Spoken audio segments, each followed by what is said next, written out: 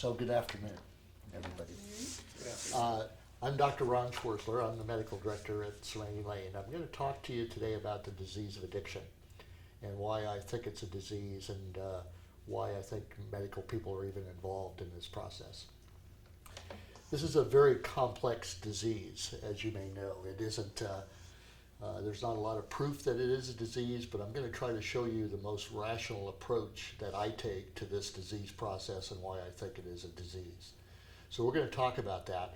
Medicine has finally accepted addiction as a specialty. You know, we're not board specialized yet. That's going to happen in the next year or two. But we're finally being recognized in medicine as having some clout as far as being able to diagnose this disease and give people a chance to get involved in the medical aspect of this disease.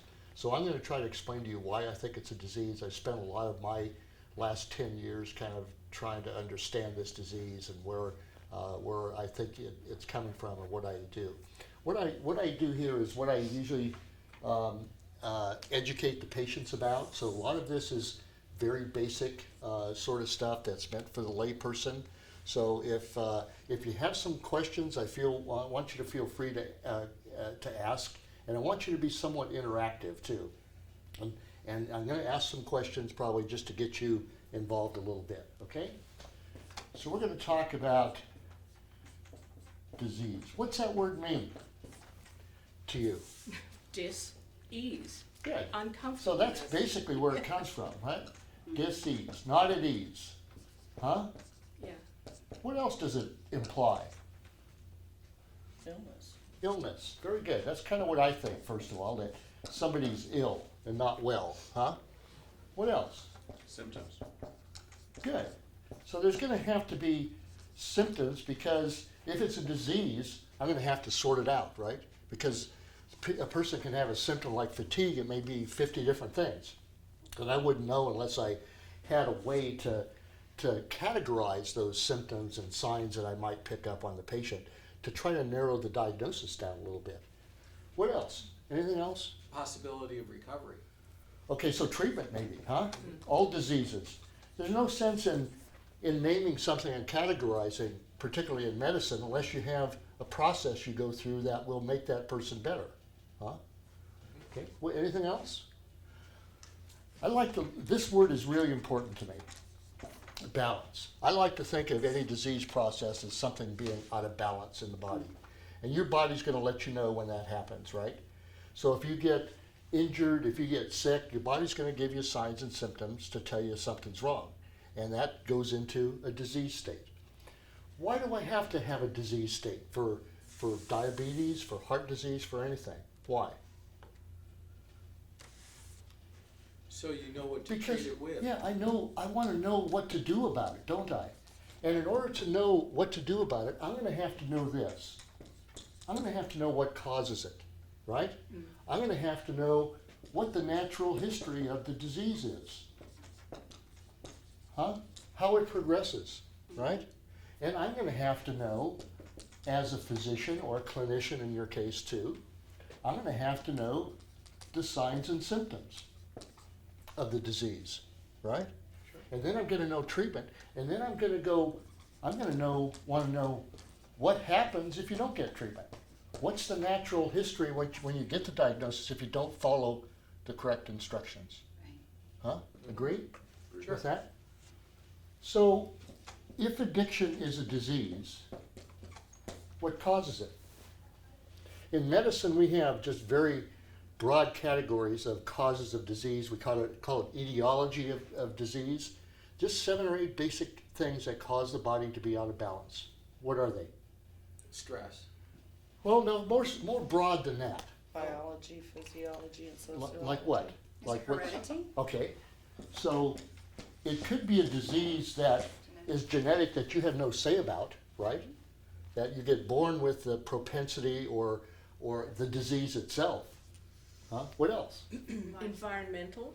Good. So a lot depends on after you get born what happens to you, doesn't it? Your environment. So this could be kind of what happens emotionally. Could be what happens physically. any trauma involved will lead you into a disease state, right? Sure.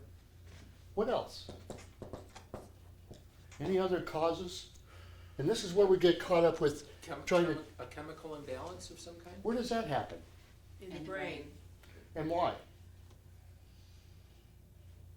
It could be, Well- it could be It could be a genetic. combination. It could be a combination of Could things. be a What are the difficulty sometimes with addiction is we have to compare ourselves to cancer or diabetes.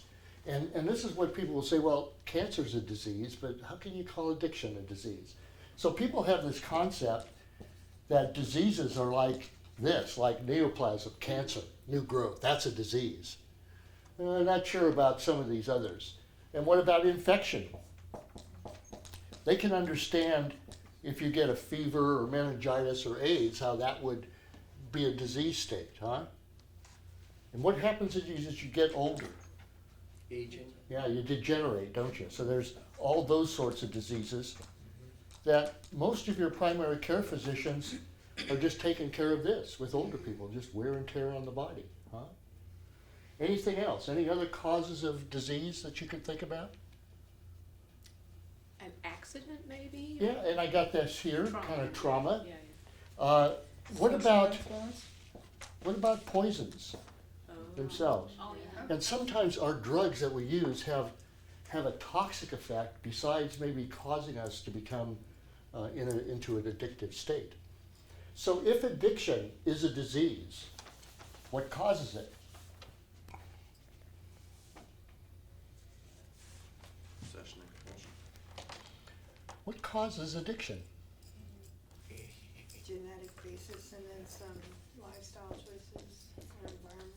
Yeah, I think we know pretty much that probably 2/3 of people that meet criteria for addiction probably have a genetic component. It doesn't mean that they have to go into addiction, but they're going to get there a whole lot faster if they have the genetic predisposition. So if you have an immediate mother or father, a biological parent that has a disease, you are probably 7 times more likely to develop addiction if you choose to use the substance. Both parents, you're probably 15 times more likely to develop the addictive disease. You still have to use the substance, right? Still have to use the substance. So there's the environmental cause. Why do people use drugs when they don't have a genetic predisposition? Socially. They start socially, but that isn't why they continue, is it? Why do they continue? So the What? change in the My feeling is that there's a lot of people that self-medicate, Yeah. Yes. and they're self-medicating this Because of word. stress. A stressor that probably is different in the addict than it is in the not addict. I think because of this, because if you're abused as a child, or if you go through PTSD, or if you get raped, or you have something very traumatic happen to you, your stress levels are set at a different level. And your body tells you, you go out and find something that will help this. If you don't, I'm going to really make you feel miserable. And so they may start a medication or a drug to make themselves feel better rather than just feeling good. Because you only use drugs for 2 reasons, right? Right. To feel good or not feel bad. And if you do this, and then you also have a genetic predisposition, and you try a drug, you are probably going to become addicted to that drug. That's going to be your way to cope with life in general. It doesn't matter which one you come from either, because you end up with down the same path. So I tell people the patients that I don't care how you got here, but the fact is you're here, and you need to do something about it, whether it's this cause or this cause. You have to do something about it, because the next thing is, if you go on to develop addiction, something's going to have to change, right? Just as if you had diabetes or heart disease, because if I let that go on, something bad's going to happen. So as a physician or a clinician yourself, how do you make the diagnosis of addiction? Well, you look at the signs and symptoms. Clinical criteria. I don't have a blood test. I don't have a CAT scan. I can't put a a probe up somebody's in an orifice somewhere and diagnose this disease. If I suspect diabetes, I can get a blood test. If I suspect hypertension, I can take a blood pressure. But I don't have any tests for this, do I? I wish I did. So how do I make the diagnosis? You have to Information from the investigate behavior, You have to talk to them. Strictly through history. history and talking to the patient, and not only, maybe not just the patient, but everybody involved in that patient's life, huh? Because what happens is they develop a certain pattern of signs and symptoms that are consistent with all these people that develop the disease. And what are those? Denial. Blackouts. Denial is an aspect of it, but I don't need denial, do I? Some people kind of say, help me, please, I've got a problem. Frequency, Not frequency Tolerance. either, Duration. because frequency means that I have a cutoff point about how frequent you drink that makes you an addict. It does not. Okay, there's one. withdrawal. What's that word mean? Tolerance. Takes more of the substance to More achieve the same to get effect. Yeah, Desired. and you see this frequently, particularly in the alcoholic, right? You see 6-pack, 10, 18, switching to a bottle of vodka, and so on. And you see it with the heroin addict, you see it with the Vicodin addict, you see it with the meth addict. They have to get more and more of the substance to get that initial effect, because the brain kind of takes over and says, okay, I'm not getting enough, give me a little bit more to stay on this level. Doing things that they wouldn't normally do sober. And what does that mean? Violating their value systems or Breaking Okay. the law. breaking the law. So they get a consequence, don't they? Yeah, Yes. some kind of, And you know, alcohol and drugs work for a long time for people that are addicts, right? They wouldn't have kept using it unless it worked, huh? But, so there were a lot of positive consequences that are still in that person's brain saying, you know, this has been working for me a long time, I don't think I could give this up. But eventually, they start getting negative consequences, don't they? Huh? And what do they do when they get a negative consequence? they If they're remember the having- positive ones. They remember the positive ones, and so they continue They using, continue using. even though they know that caused the problem. So they get a DUI and they go out and drive and drink again. Or they get in trouble at work because they got caught with alcohol in their breath and they do it again. Because the drug becomes more important than the consequence, doesn't it? Because it's doing something for them. And without it, they can't function. So what else? Withdrawals. And what does that mean? Quite How the often body means they deals get with very it. sick. It's the exact opposite of why you use a drug, isn't it? Right. So if you're using a sedative that makes you kind of calm and mellow, and you take it away after a time, what happens? Anxiety. They get stimulated, don't they? The exact opposite. Is it any surprise that they take the substance to get back in balance again, huh? And if you're taking a stimulant and you stop taking, what happens? They go to sleep. You crash for days, weeks, or months sometimes. And it's no surprise they'll say, you know, this ain't working, I better use it a little just to get going, huh? So this is physiologic. This isn't something they're making up. This is why we medically detox people, because if you don't medically withdraw them, the physiology is still going to be out of whack until you get them physiologically stable. What else? Preoccupation. I'd like to use this word. It becomes a full-time job, doesn't it? Yes. Either thinking about it, using it, recovering from it, searching it out, all those things, it becomes a full-time job. One of our objectives in recovery is to fill all that time up, huh? Because they don't know how to live without alcohol or drugs. So we have to fill this up. It's one of our big projects. But it becomes an obsessional preoccupation, using, recovering type of situation. What else? Have they ever stopped and went back? Yeah. And this is a big one. You wouldn't be here if you could have stopped on your own. So the loss of control, huh?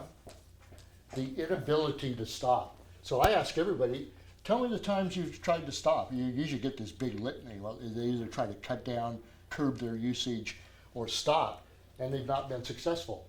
They may be successful for a few days, a few weeks, even for a few months sometimes. But eventually they'll say, oh, you know, I got to have this substance again. So the loss of control, and families have a hard time understanding this because they don't know why. They tell the patient, why don't you just stop? Yes. Huh? And they can't. And I'm going to explain what happens in the brain because this is a major, major symptom of the disease, the inability to stop, and the brain won't let you stop. What else? Isolation. Isolation. Oh, yeah. So you start giving up, like Fritz said, all sorts of important things that you used to do, right? I ask everybody what they do for leisure, and you get to snowboarding, golf, swimming, all this stuff, and they haven't done that in a year because they've been so concentrated on using their drug. So they begin isolated. They don't go to the soccer games anymore because they might smell of alcohol, or they don't have access to their drug wherever they go. Stop going on vacations because they can't get their Vicodin wherever they're going, so they just don't go. Huh?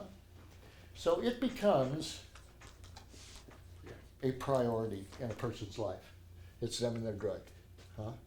And if you sit down with a patient for a half hour, you can pretty much tell whether or not they're an addict. Do you tell them they're an addict? You know, I usually don't, because what the response I might get is, prove it, Yeah. prove it. I can't. I can't prove it yet, but I can tell you, if you meet these criteria, there's a certain pattern that's going to happen. And if you choose to continue this pattern, I'll show you what's going to happen. Okay? Make sense so far? Yes. We know, you know the drugs of abuse, and there are no new ones, and they all fit in these categories. The opiates, the third one, and the hallucinogens, which are usually not a primary drug of abuse. But drugs fit in 4 different categories, and it's important to know this as we get on into the brain. Okay? Where's marijuana fit in? Marijuana is both a sedative and a hallucinogen. It also has some opiate effect to it too. So some of these things overlap. But you have your own marijuana receptors, which we may talk about too. I'm going to backtrack a little bit because I'm going to get into the biology here. Remember, this is a biological, psychological, social, spiritual disease, and I'm focusing on the biology. But don't ever forget the other part. We're going to touch on some of those as we go along. But biologically, why are you here on the face of the planet, you guys? What's your purpose? Procreation. Exactly. You are here to reproduce and make little ones of yourselves, right? Sure. I'm going to leave the spiritual part out and all the other things that go along with being human. But you're an animal, and you're here to reproduce, right? In order to reproduce, what do you have to do? Find a partner. Okay, and? Have sex. Have Have sex. sex. In order to have sex, what do you have to do? Get Excuse naked. me. What? You get naked. Not necessarily. But Find a partner. find a partner and go on. You have to get Can- interested. Copy Get, that. Intimate. Can you have sex if you're dead? No. No. So you have to what? Be Be alive. alive. Stay alive. Stay alive. In order to stay alive, what do you have to do? Eat, drink, sleep, be Eat, water. I'm not going to put drink, just put water. Sleep. And Sleep. survival, shelter, right? Yeah. And what else? Sleep. And what happens when you have little ones? You have to take care of them. Have to take care of them. exercise. So that's Nurture. so you have to nurture them, right? What does your body tell you when you do one of these things? Feels good. Yeah, Feels, yeah. you get rewarded, don't you? You get a nice big reward. You feel good. Would you have sex if you didn't get rewarded? Probably not. Probably not. If you didn't have the fight or flight instinct, would you get away from whatever danger there was? No. Probably not. If you didn't get hungry, would you eat? No. Probably not, although our learned Maybe. behavior changes as adults, doesn't it? I'd eat chocolate if I was hungry or not. That's learned behavior. You're using a drug Yeah, right. for your stress level. Releases endorphins. And would you nurture your kids if you didn't have a basic instinct, huh? So here's all your basic instincts, why are they there? For survival. Survival. And they're there for survival, and why are they still there with us after all these centuries of evolution? It's in our DNA. Because they work, don't they? Mm-hmm. They work.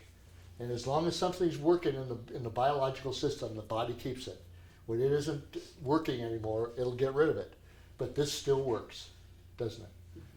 My theory is that the addict has a disease of his instinctual system, his reward system, and he has a selfish brain Right. that only thinks of himself or herself and how it feels. Okay? And that's going to play an important role as we go on talking about the brain. So keep that in mind. If this is a disease, there's got to be an organ involved, right? What's the organ? Brain, Right. The brain. You sure? yeah, Not the liver, not the heart. that gets affected by it, but the brain is the one that's controlling it. Where is the brain? In your head, How big is it? not big enough. As for a walnut. It's about About 3 pounds. 3 pounds. Yeah, it's about this size. Let's put two fists together. What's in there? Everything. fat tissue, None. Chemicals. Neurons. yeah. Nerve cells, okay? Nerve cells. Yeah. And we call them neurons. What else is in there? There are fat cells, but it basically surrounds, in the tissue itself there is little or no fat, but surrounding the brain there certainly is. Axons. Well, that's part of the neurons, Which neurotransmitter? Well, endorphins, and those are made by this. What else is it? How'd you get oxygen or food? Blood supply. Blood. well, okay. Yeah, it's blood, So you cut off the blood supply, you don't have a brain, right? right. It's going to die. What else is in there? There's a fluid. I was gonna say liquid. Really important, yes. What we call cerebrospinal fluid. Why is it there? It helps It with bathes electricity, the- probably. Do you know this is Travel. the only organ in the body where the cells don't touch? That's right. And remember from biology that the other organs, things transmit messages through osmosis, through membranes? Not here. Things are like this. So how does a message get across? Transmitted by way of fluid. It does, through the fluid, and how? Strictly through a chemical reaction, doesn't it? Hmm? What's the difference between those two? The brain and the mind. Brain is something that's mass, and the mind is thought. A little more basic. Brain is the organ, Organ? and the mind is the memory, or Well, that's- Function. here's the way I look at it. I look at this as the function yeah. of the brain. It's how the brain works. Look at it as hardware, software. If you damage this, good luck. 'Cause most of the things we know about the brain have been done by people damaging their brain over the last 2 centuries, because we can't get in there and learn a whole lot. So when somebody gets injured, we get a CAT scan and say, oh, look, part of this brain's missing and he can't walk. That must be related somehow, huh? Or they can't think, or they can't speak. That's how we learned a lot, because we can't investigate this organ very well. So how does this work? Hardware, software, Hardware, software, yeah. Messages So the- sent how? Yeah, through Through the chemicals. well, Chemical. axons and dendrites. yeah. Yeah, strictly through chemical and electrical reactions, right? Mhm. Strictly. And the mind being the software, you've got to program it somehow, That's right. and then And it that runs through starts the- yeah, from when? from birth From or birth. before. Even birth. You know, we know twins even kiss and hug and do lots Yeah. of things in the womb that they do even before they're born. Yeah. They have contact.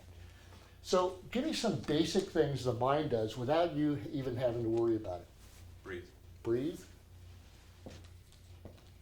Heart, heartbeat. body functions basically. Yeah, kind of your whole metabolism, huh? Mhm.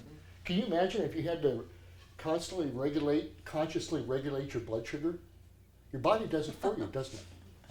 Can you imagine how difficult it would be to have to consciously breathe 18 times a minute? Exhausting. You wouldn't get anything done, would you? Wouldn't go have sex, wouldn't get food, wouldn't stay alive, because you'd be sitting all your time going, poor people with emphysema have to do that, if you've ever seen them. But there's a lot of things your brain does for you that you don't have to even worry about.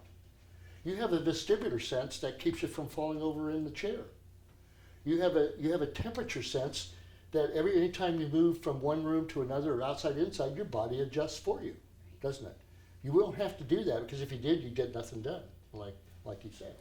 And then as we get older, certain body movements, like That's right. getting in a car and driving, after a while, I don't have to think about the clutch. Do you ever or- find yourself 10 miles from where you started and say, how'd I get here? Yeah. Yeah, it happens frequently, doesn't it? Yeah. You were thinking of something As I else? get older, it happens more often. But what happens is there are certain body movements that I don't have to think about. I don't That's have to right. think of, when I'm typing on the keyboard, I don't have I to know. think about where all I these know. letters are. They're in my fingertips somehow. That's right. So depending on what I've programmed into my brain, other people haven't programmed typing, so they don't do as well. Mm-hmm. So it just depends on what I've programmed into it, how well That's it's gonna function. And this is already in your brain as you grow. And then what happens as you grow as an infant and child? You develop all those 5 senses, don't you? And how to recognize your environment, how to get around in your environment, and you start getting all the motor and sensory sort of things. Right. And then something very simple starts coming in. What's that? Simple Right and emotion. wrong? Not yet, Feelings, sure. but feelings and emotions start very early, don't they? Yeah, I was gonna say, they would start Yeah. way back. Yeah. They probably do, but here's where kind of we start crossing the line. Because I'm not sure if you have real control over these. You don't have much control over this unless you get in a disease state. Do you have control over your feelings? I would say you have control over how you react to the Yeah. Right, feeling. yeah. But if somebody dies in your family, you're gonna feel grief. Right, And if you get a promotion, you're gonna feel happy, right? And all those, the feelings are there, and you don't have any control of them. But what we do start to do is this, right? We start learning how to get along in society and how to deal with all those basic instincts, huh? And then you become everything that's happened to you as well as you become a growing animal, right? And then what do you develop? patterns. Survivor. Who you are. Who are you? Yeah, conscience almost, You develop Identity. a sense of personality. who you are, right? You, which is a unique individual, because this is unique, all these things are unique. Our brains are unique on the 6 billion people on the planet. Right? What do you do then? Start making choices, Not quite yet, okay? but you do this, don't you? Bored. Do you start getting belief systems, Sure. morals, values, attitudes? Huh? Sure. And then, how about this? Like this. You don't hang out with people you don't like, do you? You don't marry people you don't get along with, although it's happened. But you don't find out about that till later. But you start, and you start kind of deciding what you're gonna do with your life, huh? And then what do? Here's where it gets a little tricky, because here's where I think you start doing this as a human being. You start developing a belief system, because a lot of this doesn't make sense, huh? And all human beings, because we're different, we'll talk about the frontal lobe and the midbrain, but we develop a belief system. Why? To make the world make sense. Yeah, because you know what happens? All religions believe in 4 basic things. Even the atheists believe in this, by the way. And it's not about God or a higher power. It's about 4 basic tenets. You're going to die. We're all going to die. Face it. Secondly, life's tough. Ain't easy, right? 3, it ain't about me.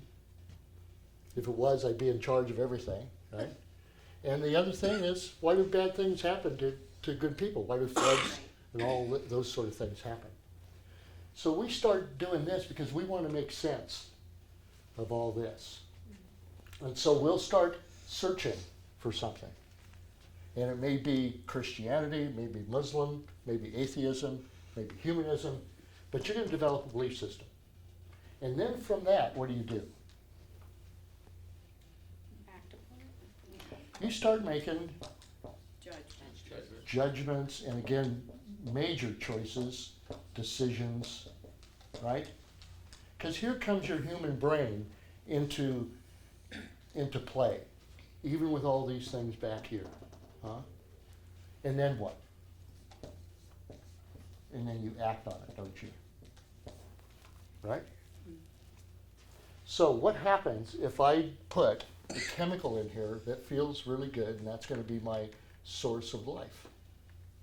It's gonna affect your decisions and choices. You're going to go right to here, aren't you? Yes. That's what You're gonna make, your behavior's gonna suck. Make poor decisions, poor choices, poor judgments. Your belief system goes out the window. And you talk about every patient you've seen, you know they've been brought up with, developed a belief system, but they throw it away, don't they? So you start making different attitudes, value. You know, we have a phrase in AA about fake it till you make it. Just change your attitude, you know, until you start realizing what you're doing to your system. You throw your values out the window, and your mother says, what about all the stuff I taught you? Huh? All that stuff, this way you were brought up, and so on. And you go right here to the feeling, and that's where the disease is. Because you'll do anything to protect this. Yes. Huh? Anything. Steal, you wouldn't steal. And these people addicts aren't bad people. And most addicts would not steal, would not cheat, lie, and all those things. But they have to in order to protect this. Make sense? Yes. Yes. Oh, yeah. So let's go to the brain. And the brain is where? In your head. Oh my God, yeah. And I'm going to blow it up. I'm going to talk a little bit about the outside called the cortex. But most of the time we're going to talk about this system in here called the limbic system. This is what makes us different than the other animals, the cortex. In Greek, this means the bark. Very good. So it's the covering. It's what we've developed. We're the only animal that's developed this complex cortex. What makes us really different is this frontal lobe. Now, rats and all animals have little frontal lobes. They have decisions and judgments, but they don't have this big brain we do, which gives us consciousness and rationality and makes us human, makes us who we are. So there's always been theories about the disease of addiction being here, because why don't you just quit or have a moral choice? It's good and bad. That's where good and bad is. That's where your choices are. But how do we know this is not a disease of the frontal cortex? Instead, it's a disease of another area of the brain. How do we know that? Because even people that have gotten sober or clean and knew that they needed to stay sober and clean, relapse. Mhm. They still pick up that next drink, whether it's a week later or a month later or whatever. So it doesn't have to do with their decision making. Right. It has to do with what you just mentioned, feelings. Yeah. And And how do I know that physiologically? Have any idea? Something that you don't. We've done all our studies of these little people. Yes. Rats since the 60s. Rats have the same brain we do. In fact, their limbic system, which we're going to talk about, is almost identical to ours. Yes. Almost identical. What makes us a little different, they just have this little frontal lobe here. But you know, they like drugs just like we do. They like the same drugs. They like cocaine, they like amphetamines, they like nicotine, they like alcohol, they like every single drug. How do I know that this is a disease here and not here? Well, if you were to test Yep. by putting drugs specifically into the frontal cortex somehow First of all, yeah. and seeing what happened to the rat, First of all, if I give that rat that drug intravenously, what'll happen? you'll go to all parts of the They'll like it, and you won't know which part of the brain's being activated, right? So what they've done is said, well, let me put a hair, little thin electrode in areas of the brain and see if that activates the reward system, if they like the drug, because all drugs have a reward to them, right? You wouldn't use them unless they did. So I put this little electrode in here, and I put the rat in a cage and start giving it cocaine here and tell them if they like it, all they have to do is press this lever. And they're going to be in a cage with other rats, and they're going to have food and sex and all the good things rats want back here. But I put it in here, and what do you suppose happens if I put it in the frontal cortex? Nothing. So I'll take it out and I'll put it back here, or I'll put it down here, or put it here. Nothing happens. They go out, they go back, play, have sex, eat, do the things that rats are meant to do. But the investigator said, well, why is that? So they said, well, maybe it's somewhere else that these drugs activate. So they start putting it in the middle of the brain. And what'd they find? Ooh. I like this. The rats will sit there and press that lever. They won't have sex. They won't play. They won't eat. This is going to be their livelihood. And they'll sit there and die. You can even put electrodes under there and shock them. Every time they do it, they'll still do it. Sounds like the addict, doesn't it? Yeah. Even with all the negative consequences, they're still going to use the drug, and they will not stop. So we know the disease is here. We know it's not a choice anymore. It has to do with this limbic system, which we're going to talk about next. Does that make sense? Yes. Oh, yeah. So let's blow up that limbic system.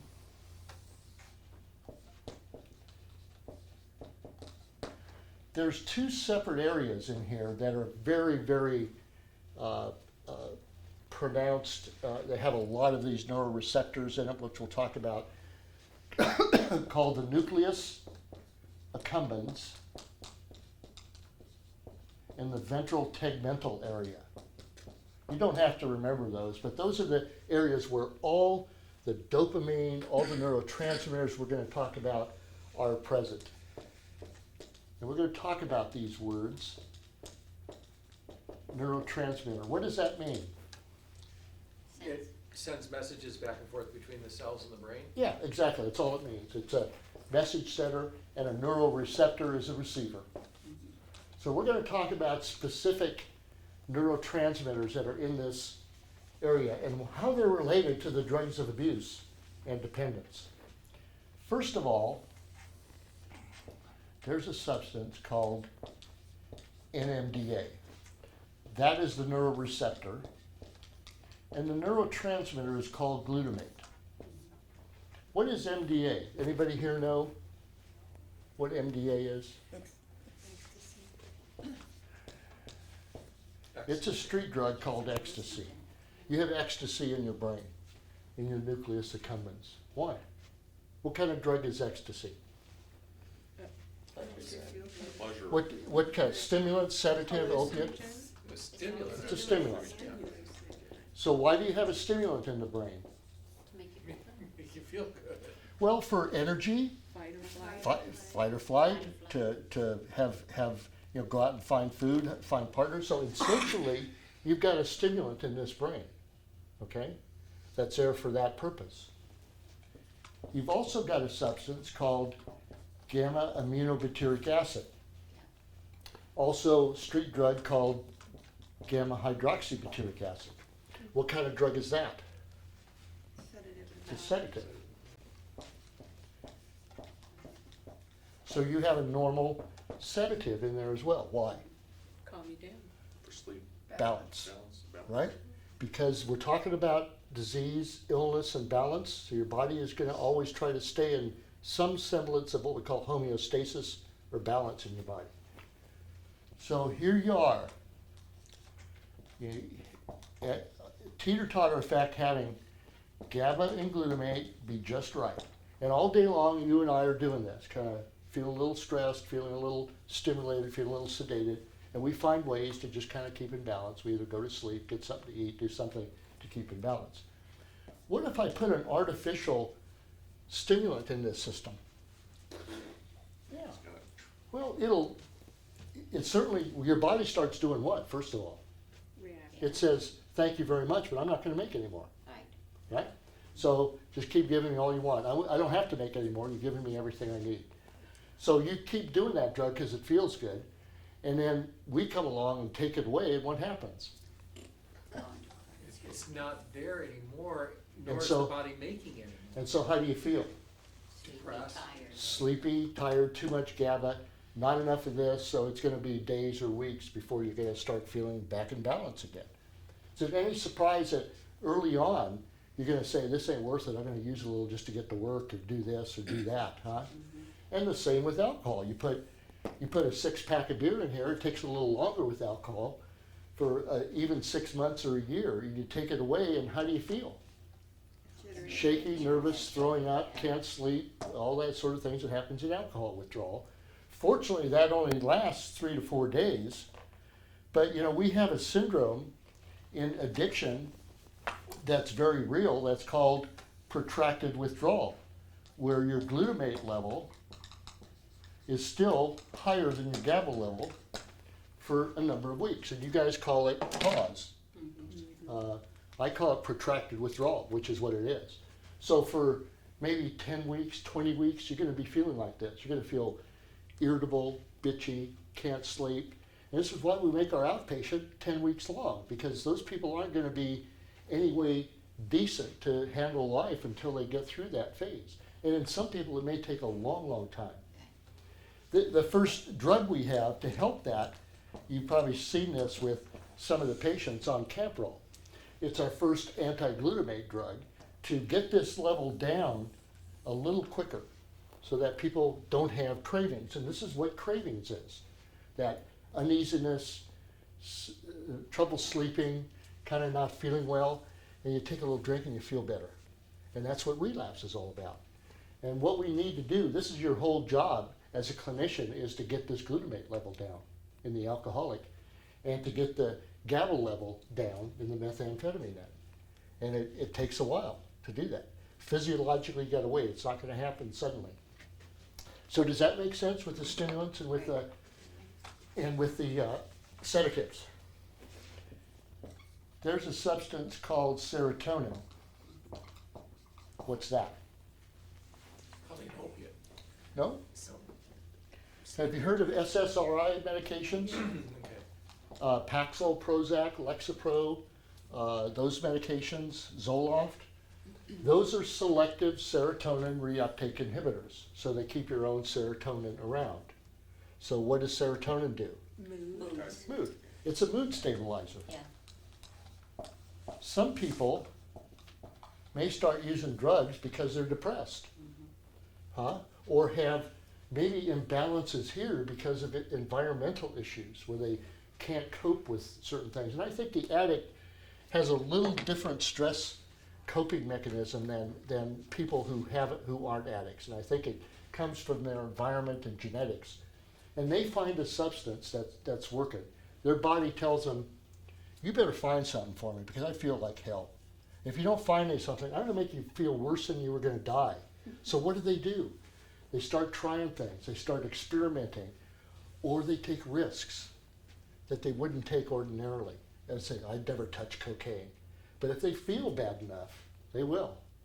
They'll take a risk because their body's telling them, this is worse than death. Find something for me, quick.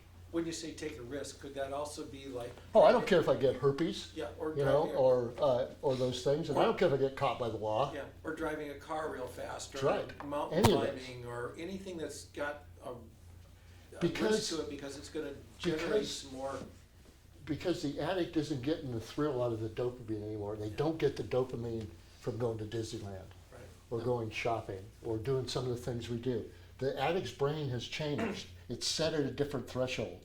So one of our, again, issues in treatment is to try to get them to learn how to experience pleasure in other ways of life. And it takes a long time. That's why you have to teach them leisure and vocational skills, I believe, for a long time, because they won't get the normal dopamine surge that maybe a normal person would have after they've been an addict. So, serotonin. What happens if you don't have enough serotonin? You get depressed, right?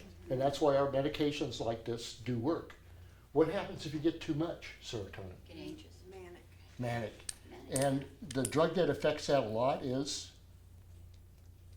methamphetamine. Yeah, they get paranoid, they get psychotic, and they get extremely manic, don't they? Delusional, yeah. That's Delusional. Too much? Too much. Too much serotonin. If you take an overdose of your Prozac, you'll get that same way. Yes. You won't die from it, but you'll get a serotonergic reaction, which will be like a manic phase. That's why these medications are not good in bipolar people, because they'll activate the manic phase sometimes. So serotonin, important, but it may be just a self-medicating kind of neurotransmitter. What's this drug? Dopamine, Feel opiate. good. All drugs affect dopamine, okay? They wouldn't have a reward, because this is your pleasure drug. Right. Even though alcohol affects these and methamphetamine and so on, all drugs have a dopamine effect. You wouldn't like them unless they did. Okay? Hallucinogens even have a dopamine effect. So dopamine's really important because that's what gives you the pleasure feel.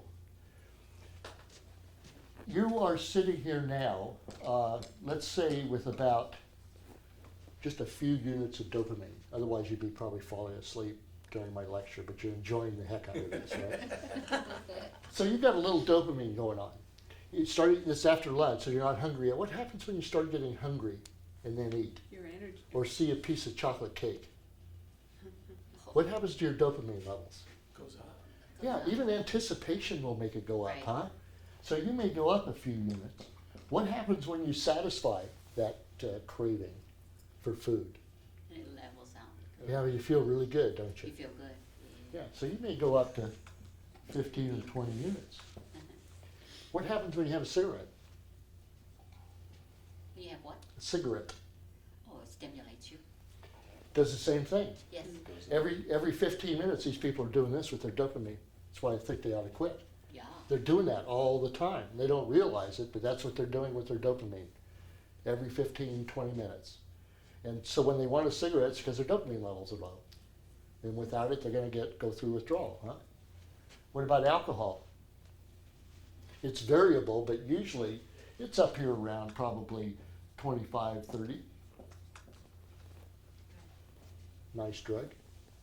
Opiates? 60. Yeah, maybe about 60 to 75. Sex? Orgasm? I have a theory though. When you get older, these reverse. Food is much more important than cocaine. Yes. Cocaine, how Off high? the chart. 150 something. 500. 500. Methamphetamine. Like 12. 7. More. Yeah, 1,500. Oh Wow. my gosh. Is it any surprise those drugs are so addicting? Yeah. And so people want them. Because once you try them, and you probably will want to keep using those things, huh? And you never could get back up there again, you know, for those first few times. You keep trying and trying. But the reason I get concerned about those drugs is sometimes you can deplete your dopamine to the point where it's very hard to come back. I think all methamphetamine addicts will probably get back to normal, but it may take them a year or two. Cocaine addicts, there have been some people who have damaged that dopamine system enough that it's hard for them to experience any pleasure. So you see your recovering addict, particularly with stimulants, a few months down the road, and they're not experiencing much joy in life. And they are going to be thinking about, you know, that drug and how it was, and they're going to want to go back unless they've learned some skills. Where do you see benzos on there, Ron? Benzos are the only drug that don't affect this. Really? I hardly ever see a person who likes benzodiazepines as a drug of choice because it gives them a high. What it does is self-medicate some other disorder. Right.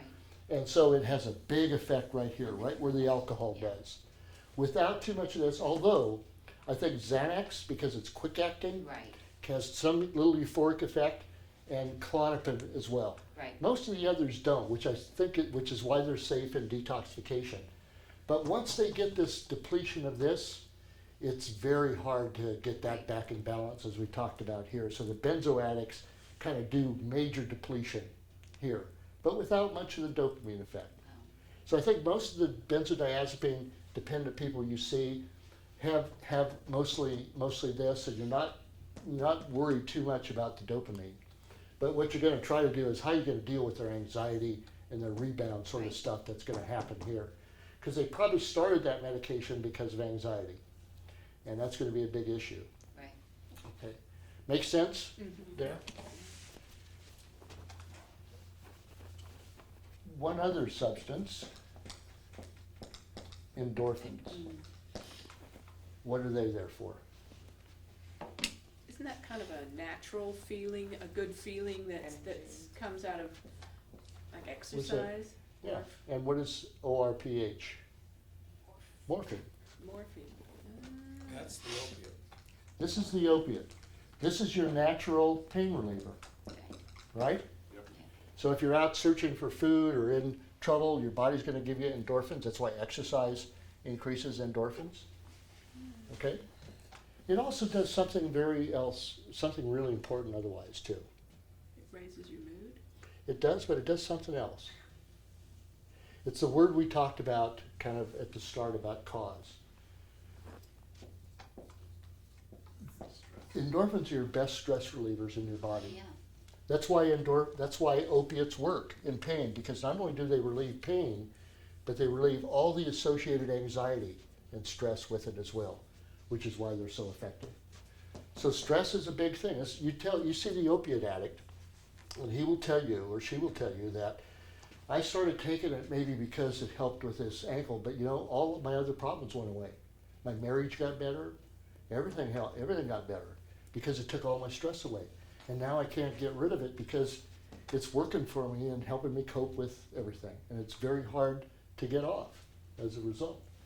Because what happens is there's a substance very closely tied to it called noradrenaline that is in that same balancing act as GABA and glutamate, that when you stop endorphins after a time, you have too much adrenaline, and how do you feel? Crazy. Yeah, you're going through heroin withdrawal. You're going through goose flesh and sweating and abdominal pain and all that sort of thing because you have too much noradrenaline going on in your system. Okay? So this is also a carefully balanced sort of thing. Now, the endorphins have a tremendous effect on a substance that shoots out into the body called cortisol releasing factor. Cortisol releasing factor is what your body experiences when you say you're under stress. So if you don't have enough endorphins, this kind of kicks out and tells you, yeah, I can't manage this. Your stress is too high. Find something for me. Pretty quick. Do something. And so it'll spill out all this cortisol into your body. And what does cortisol do? It makes you feel stressed. And I'll tell you what's going to happen with every one of your patients who relapse is they're going to relapse because of this word. Say, something happened. Lost my job. Death in the family. My wife left.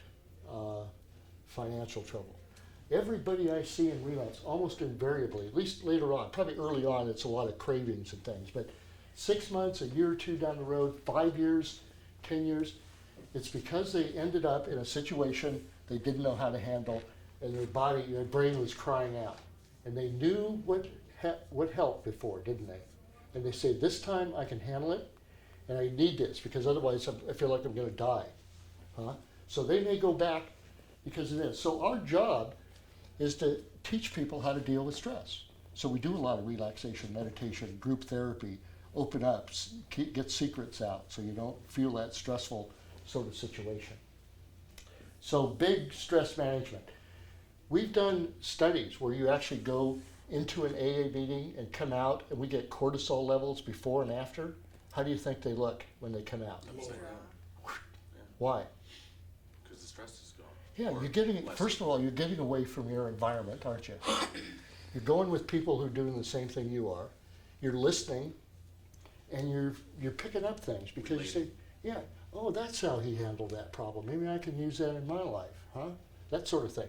Sometimes just going, and you'll see people here, they go come to group stressed and they'll leave group and they'll feel better, won't they?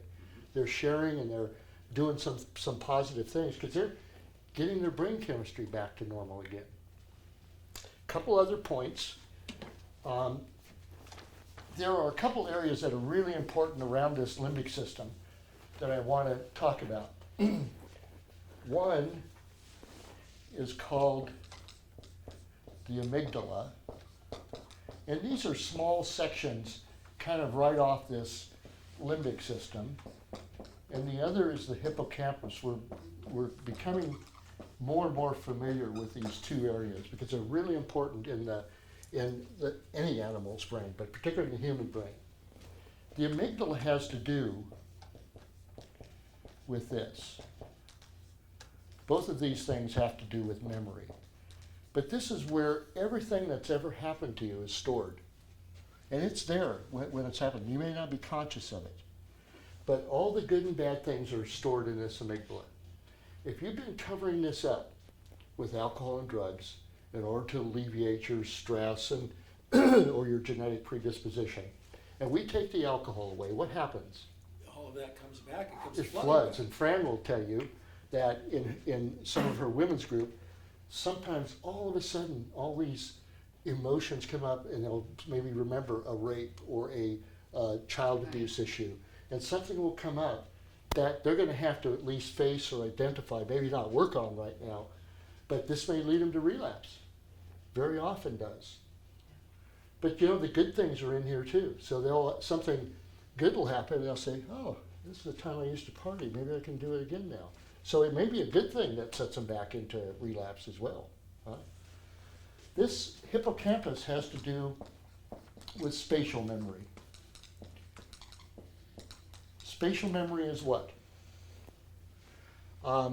In London, you have to probably get a cab to find yourself around town, right? If you've never been there before. The English National Health System has done CAT scans on their cab drivers when they hire and through the years that they work. Every 5 years they've got CAT scans. They have found that this is one of the areas in the brain that grows. The hippocampus slowly grows. Why? They're learning. They're learning geography. Names, people, to retain numbers, more and more. retention. So everything that has to do with, guess what? People, places, and things in addiction. And we've known that a long time.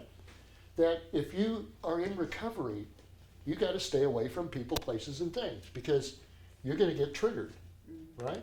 And your hippocampus is going to light up when you go see the drug dealer or when you go by the tavern. If you're an alcoholic, you can't go in the tavern and have a Coke. You're going to get a drink eventually, right? You can't hang out with the old crowd. Eventually you're going to say, oh, okay, I'll try it once, right? So all those people, places, and things that we've known in AA for a long time, there's actually a physiological reason for that until you get down into recovery ways. Huh? Does that make sense? Sure. So that's what you guys, as clinicians, deal with, how to teach them to develop different patterns and different habits. Let's go back to our schematic of the brain and mind a minute. And all these things that came after. And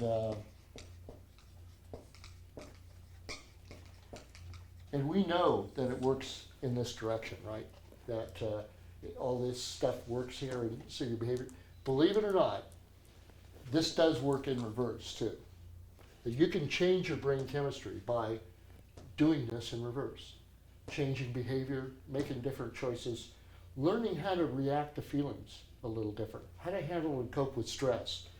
And actually your brain, your mind will definitely change, but your brain will also change. But first of all, what do you have to do? You have to get rid of that chemical, don't you? And if you keep using a chemical, if you're an addict and this brain has been changed, and I really believe that once that drug has got you to the addictive stage, your brain has permanently changed. Once that happens, you have to get all the chemicals out of your system. Because if you don't, what happens? you're not gonna make these changes, and you're gonna keep on in your behavior, right? And I really believe that the cross-addiction thing is very real. I think if you don't give up alcohol, if you're a heroin addict, or if you continue to smoke marijuana, you're probably gonna still keep this whole system activated. And I believe too, if you keep up nicotine, you're gonna keep this activated too. Right. So I think, I tell patients the first 3 or 6 months, I think you really ought to give up nicotine, because you're just keeping this whole cycle alive. But what you're doing as clinicians is just working in reverse. And you may not even need a medical doctor, although we're getting more chemicals, pharmaceuticals to help us maybe with cravings and some things. But this is never gonna change. You're always gonna have a job, you're always gonna be able to do this work. And we'll be doing this 50 years from now because of the damage the drugs have done. We may have more pharmaceuticals, but we're gonna have probably identical kind of treatment.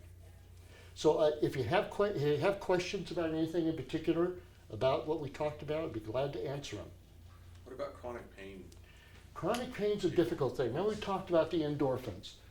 People start using endorphin or pain medication for pain relief and then realizes it helps a lot of different areas. However, that person who gets into the addictive stage still has the chronic pain. And that's a difficult thing. And that's why I'm glad we have a partial opiate agonist like buprenorphine or Suboxone or Subutex available, because it doesn't give all the euphoric effects of morphine, methadone, OxyContin. So buprenorphine I think is an option, but I still have some concerns about it because it's hard to get off. Yes. You may have noticed, people, that it is hard to get off. And I've read some recent literature about it being more and more abused in Europe. Of course, it's not regulated in Europe like it is here, but I have some concerns. But I think I would do everything with the pain patient who has become addicted with all the other alternatives. Get a good pain specialist, look at stimulators, implants, and all the other things, rather than taking opiates. Although buprenorphine is, I think, an adequate choice at this point in our knowledge of that condition. Do you think it damages the brain the same way? Yeah. that I think regardless of the cause of why you start an opiate, I still think after a period of time, the brain chemistry's been changed. It's no longer in a homeostatic stage, it's in what we call an allostatic stage, which means it's set at a different level. That whenever you introduce that drug again, it's going to be off and running. You can never start over again as an addict. So I think that whole resetting of the brain, once you get addicted, your brain's changed. It's never going to be the same. It may be better, and in a lot of ways it probably will be. I know my own personal life as a recovering person, my life and my brain is so much better than it used to be. But still, if I know if I introduce that drug in here again, from the natural history of this disease, that if I introduce it, I'm going to be back again. And I can't lie to myself that wouldn't happen. What's a wet brain? I've heard that term. Well, a wet brain has to do more with alcoholism, Okay. and the fact that the brain has been permanently damaged neurologically. The brain itself is very sensitive to alcohol, and also nutritional supplements that are missing, thiamine, folic acid.